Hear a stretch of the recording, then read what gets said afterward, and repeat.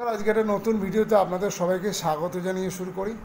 আজকে আমরা আলোচনা করব সেতি বা ভিটিলিগো যে হয় সেক্ষেত্রে কি লোকাল অ্যাপ্লিকেশন হিসেবে কি দেয়া যেতে পারে।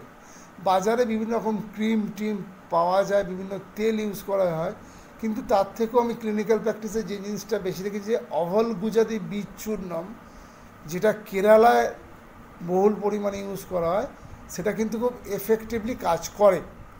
অভল গুঞ্জাদি বীজ চূর্ণম অ্যাকচুয়ালি অভল গুঞ্জা মানে শোধিত বাকুচি, সেই বাকুচি এবং তার সঙ্গে শোধিত হরিতাল মিশিয়েই অভল গুজাদি বীজ চূর্ণম তৈরি হয়।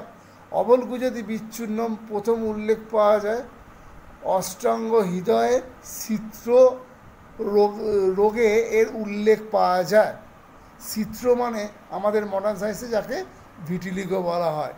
এবং এই যে অভল গুঞ্জাদি বীজ চূর্ণম, এর যে রস বা টেস্ট সেটা হচ্ছে কটু রস, এবং এর যে বীর্য বা পোটেন্সি সেটা কিন্তু উষ্ণ বীর্য, এবং এর মধ্যে মেনলি কফ এবং বাত এই দুটো রোগকে ব্যালেন্স করার ক্ষমতা থাকে।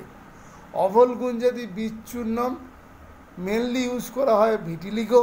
এর সঙ্গে ভিটিলিগো ছাড়াও যেখানে হাইপোপিগমেন্টেশন হয়ে আছে বা শরীরে সাদা দাগ থাকলে সেখানেও কিন্তু ইউজ করা যায়।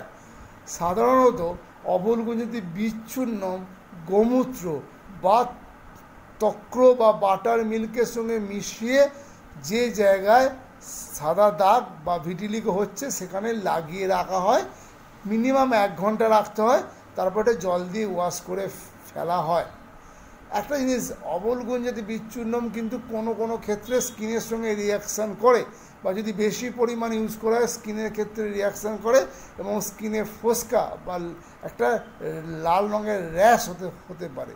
সেক্ষেত্রে সাধারণত পেশেন্টকে অভল গুঞ্জাদি বীজ চূর্ণম যাতে আর ইউজ না করে সেই জিনিসটাকে কনফার্ম করতে হয়, এবং তার সঙ্গে শতধৌত ঘিতো যদি ইউজ করা হয় তাহলে ওই র্যাশটা কিন্তু আস্তে আস্তে ঠিক হয়ে যায়। আশা করি ভিডিওটা আপনাদের ভালো লাগবে। ভিডিওটা যদি ভালো লাগে তাহলে আপনারা লাইক এবং শেয়ার করুন, এবং আপনাদের রিকোয়েস্ট আমার চ্যানেলটিকে সাবস্ক্রাইব করুন। নমস্কার।